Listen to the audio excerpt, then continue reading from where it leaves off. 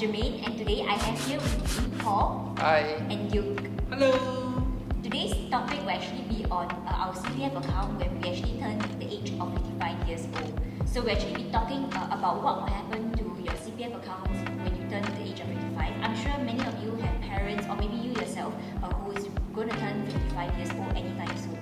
So we'll actually be talking about what happens, and also what are some alternatives that you can actually also adopt at age of 55 to help you boost your retirement income as well. So I think we can get on to the first question. Let's go. First question is, what happens to your CPF account when you turn to the age of 55? So at 55 years old, what you can actually expect is you will have a new account created in your CPF, which is also the retirement account. So what funds will actually move into your retirement account first? It will be your special account funds, right? So if your special account funds move over to your retirement account, and if you still haven't hit your full retirement sum, then your ordinary account funds will actually move into your retirement account. So from the age of 55 to the age of 65, the money in your retirement account will actually be locked in. Why? Because only at the age of 65, then after you actually be getting a monthly payout eventually. So with this lock-in period, right, there's also like implications to it. So for example, what if let's say I'm actually turning 55 years old and I just sold my house, looking to purchase a new property. So if all my money has to go into my retirement account, then how am I going to fund my property? Yeah, I think this is a very real question, and I actually can share a personal experience with you guys. My mom actually purchased a new place coincidentally at age 55. So we sold off our old place and decided to move to where we are currently staying. At the age of 55, when you sell your house, there is a huge proceed from the sales that will be going back to your CPF OA, as you have been, withdrawing your OA to pay for your housing loan in the past. So if your SA have not enough money to fill up the full retirement sum, naturally, like you say, the OA money will need to flow into the retirement account. And if this were to happen, the proceeds from the sales will be used to be pumped into retirement account, and we are unable to purchase the new house to pay for the down payment or pay the loan or something along the line. But this is a real question where, if we really sell the house, we are able to buy the new house, where are we gonna stay? So CPF is actually very understanding and approve case-to-case basis, in the sense where they could seek waiver in terms of protecting the sum of OA, the money in your ordinary account, and not be wiped out or not be used up, and then set aside a certain amount of money so that you can use it to pay for your house. But of course, we need to write into CPF to actually let them know, or to inform them along this line. Okay, yep. Then I have another scenario. So these are actually for the younger kids, so the children who probably just graduated as well. So for study loans, we actually can take a loan out of parents' CPF accounts. So what happens for children who are actually been paying their parents' CPF account on a monthly basis? Well, when the parents hit the age of 55, there's an option for children to actually request their parents to write into CPF to waive off the remainder of the loan. So that's good news to children in such a situation, right? So you don't have to continue to repay back the CPF loan that your parents took to pay for your education. But of course, your parents have to agree, right? Yeah, you should pay for your loan now. Yeah, I guess give your parents the cash instead, right? Give them cash Right. instead. Yeah. So you guys know that the full retirement sum is actually a large amount of money. It's not small, and it's always increasing every year as I'm talking as well. So actually, what are some of the views about this increment of the full retirement sum? Well, Jermaine, you're right. The full retirement sum does increase every year. Means we need to put in more and more money, right? One of the good things about it is that this increase is meant to meet with inflation. As you know, now things are getting more and more expensive. So when we reach the age of 65, it means that we will have a larger payout, hopefully being able to meet inflation. But standing on the opposite side of the coin, in the sense where as the FRS is increasing every single year, I don't think it is becoming very, very hard for people to meet the full retirement sum and to actually hit make their retirement easier in a sense. Because prices are increasing. I don't think, for us as our age, maybe we are able to have the ability to earn higher pay and hence higher CPF. But maybe you think about our parents' age, not everybody have the luxury to actually work in big companies to actually earn a big salary. So it's harder and harder for them to hit the full retirement sum as it increases. And also, we know prices of property is increasing every year. The OA, most of the people, I would say, have been using their OA to pay their housing, and they might not be wanting to sell off their house to actually set aside the retirement account. So that is something in terms of as the FRS increases, it actually very, very hard to them as well. Okay, so standing along this line, right, when we're talking about it's getting harder and harder for individuals to hit the full retirement sum. So then what are some of the alternatives and what happens if we don't have the full retirement sum at age of 65 years old? Okay, very good. The full retirement sum, as of this year, if you're looking in 2022, at age 65, you're looking at 192,000. That's the full retirement sum. If people can't meet the full retirement sum, they will need to either top up or as much as next time if there is things that is going in, you need to top that up. But one thing that, as using my point just now, as many people are using OA to purchase their house, what you can actually do is to use the housing that you are under to pledge to CPF and bring down your FRS to BRS, which is what I call basic retirement sum. Basically, it's half of the full retirement sum, and that actually gives you a good CPF life payout in the future as well. Alright, to actually bring down FRS to BRS by pledging a house. And when we talk about pledging of the house, right, it does not mean that we are selling the house off back to the government.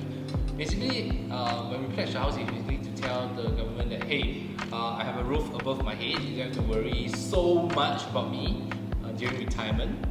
You can half my CPF life payout. I also give you half of the amount. Then afterwards, I can bring down a significant amount from 192,000 to become 96,000. That's a big lump sum. Yeah, so that's the whole idea of pledging a house as well. Assuming that you do have the full retirement sum, so you have now a choice, right, whether or not I want to put this full retirement sum into my RA, or I want to, like what Dude say, pledge my house and then only put in the basic retirement sum, which is half of the money into the RA. But there are some pros and cons. Of course, if you put the entire full retirement sum into the RA at the age of 65, you get a bigger payout under the CPF life for life, right?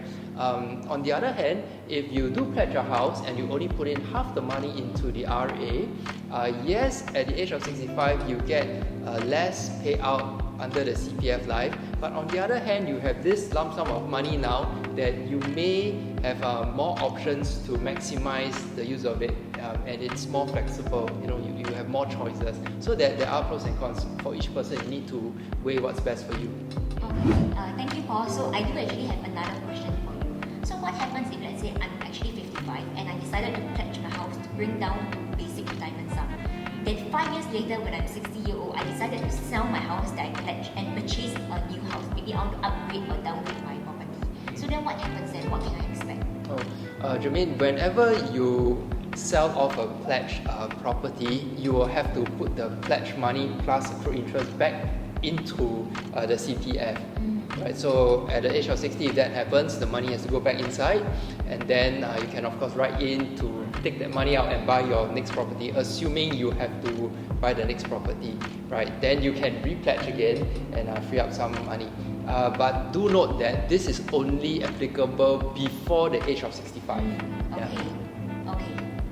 So on to my next question, right? So assuming if you actually achieve full retirement sum at the age of 55 years old, I just want to hear some of the views about maybe what are your preference towards freeing up the money or how to handle your CPF monies also. And maybe also share with us with your scenario, right? What can you expect at the age of 65 years old? Assuming that I do have the full retirement sum at the age of 55, I mean, for me, it's still a long way. Right. For me, I would choose to pledge my property and then only put in half of it, which is the basic retirement sum, because that will free me up with half of the money. Okay, by then probably we're looking at maybe close to 100,000, right? So with this amount of money, I have lots of options. I can put this money I can make use of this money immediately if I need to, or if I don't need to use the whole lump sum, I can put most of it into other financial instruments that possibly give me a better return than leave it inside and waiting until 65 to draw out through CPF Life. So I will look at what options are available then. Yeah. Okay. If Paul, you say you're very far away, right? I think I'm further away. Yeah, but I can share some experience from people that I talk with, some of the adults that I talk with, and also people that just turned 55. Things that they have shared with me, I think it's very eye-opening, and I think we can share over here with you guys as well. There are many options, including one concept that I think what I want to tell you guys is not only HDB can be pledged, but even private property can be pledged. So don't worry about that if you guys are staying in a private property. But by pledging of a house, I really agree with what Paul has said. He actually freed up a lot of cash. By the time when I turn 55, it might be 200,000 at one time. We never know. But this free up cash gives us options, gives us flexibility, and in a sense where we can do things that is required at any point of time. For example, planning for an annuity that we use up, planning to if we required for bills and whatsoever, healthcare bills. Hopefully you have your insurance covered. But if we leave it in the CPF, what was shared with me in the sense that if we leave it in CPF Life from 65 to 100, 120 at the point of time, we will never be able to see the cash again, apart from the monthly payout. But if we take it out by pledging and do it using financial instrument, even like I say, like an annuity plan that also pays out at 65 to pay out all the way to 80, 85, so on and so forth, we might still be able to get the same amount or near similar amount with regards to the CPF Life as well. For example, 192k this year, we're looking at around 1,006, 1,007 around. I'll put the numbers over here, it's wrong. If we take half of it out, we get around half the amount. But if we use the amount to purchase an annuity, we can actually get similar amount back, just as if we are using our CPF Life. But it actually opens up a lot of options for us, including of flexibility, and inclusive of usage of this amount for different purposes. Yeah, so that is some of the experience that people share with me, and most of them move towards pledging their house to get the amount out. So what you're saying is that if we pledge our house and take out this money, not only can we put it into some place that still give us as good a deal as if we never take out the money, right? But yet have the added flexibility and more options. So I also want to touch on the flexibility they talk about, because I feel like we all work so hard, and finally when you turn to the age of 55, you finally can touch your CPF money. But in the case if everything goes into your RA, then you still cannot touch it even until the age of 65, and even at age of 65, it's a monthly payout that is coming out to you. So we talk about flexibility of pledging house, being able to get half of the amount out. What kind of flexibility are we talking about? Okay. First, don't get us wrong, in the sense where if you set aside your full retirement sum, whatever that is balanced in your OA and SA, you have access to it, unless you don't have enough to hit FRS. But back to the main question of what does the flexibility mean? The half of the amount, which is 96k this year, which is the PRS, the pledge amount, basically. When we put it into a financial instrument such as an annuity, we have the option to actually terminate or surrender, or basically have a withdrawal from the financial instrument anytime we would like to. Unlike CPF Life, where the only option and the only option is to get out a monthly payout. So there is no lump sum available to us if we require for whatever reason. That is the flexibility I'm talking about. Okay, I see. Okay, that's nice. With what we have shared up to this point, I think every individual have their different needs and also different circumstances. So, I mean, in the case of whether or not if you choose to pledge a house or you choose to put in your full retirement sum, it is really based on your own unique circumstances. So, in this case also, like if you actually do need professional help and you need to talk to somebody, you can feel free to just drop a comment or reach out to any of us on our social media as well. So, you have any other questions also regarding what happens to your CPF account at the age of 55, which we haven't covered, maybe just leave it down under the comments and we will find the time to actually respond to you guys. Yep, comment below. So with that, right, it comes to the end of today's Boost Talk video. So if you actually like our content, do continue to follow us. And if you haven't even watched our previous content, maybe you can watch it right here, right? And also our social media, you can actually follow our social medias, right? If not, then we'd like to see you next time. Bye-bye!